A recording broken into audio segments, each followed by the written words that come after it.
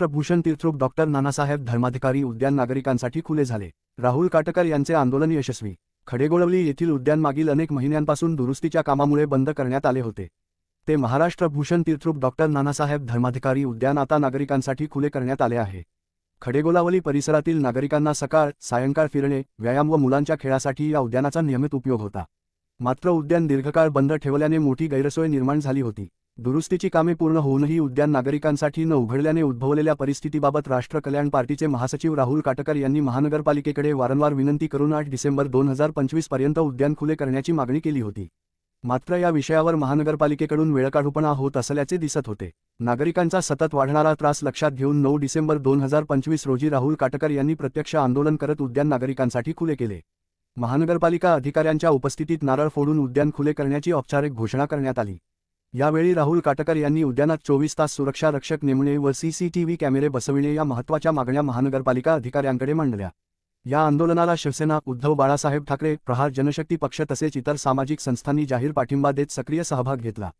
कार्यक्रमाला उपस्थित राहून सहकार्य करणाऱ्यांमध्ये राष्ट्र कल्याण पार्टी अध्यक्ष शैलेश तिवारी, प्रहार जनशक्ती पक्ष ठाणे जिल्हाध्यक्ष ॲड.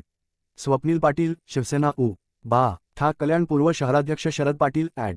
नीरज कुमार तसेच इतर पदाधिकारी व परिसरातील नागरिक मोठ्या संख्येने खडेगोळवलीमधलं नानासाहेब धर्माधिकारी उद्यान हे एकदम मुख्य उद्यान झालेले आहे। आज इथं रोज सकाळ संध्याकाळ लहान मुलांपासून ज्येष्ठांपर्यंत सर्व नागरिक इथे येतात, फेरफटका मारायला येतात, लहान मुलं खेळायला येतात।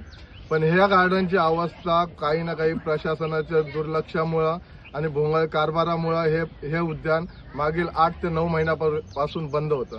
ते फक्त एक कारण सांगण्यात आलेलं होतं की दुरुस्तीचं काम। दुरुस्तीचं प्रत्येक वर्षी ह्या उद्यानामध्ये 20 ते 30 लाख रुपये 35 लाख रुपये लाखो रुपयांचा निधी वापरला जातो दुरुस्तीच्या कारणास्तव, पण कुठेही दुरुस्ती पूर्ण होत नाही। आज 8-9 महिन्यापासून हे उद्यान बंद ठेवण्यात आलेलं होतं।